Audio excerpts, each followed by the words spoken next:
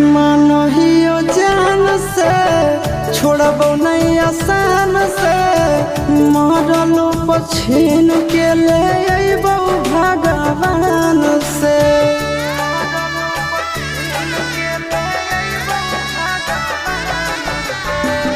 मानहियो जान से छोड़बो नहीं आसान से मरलो पछीन के ले अइबो भगवान से।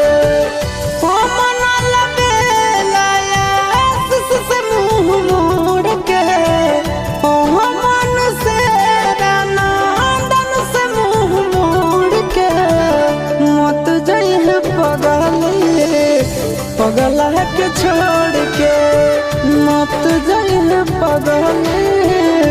पगला के छोड़ के।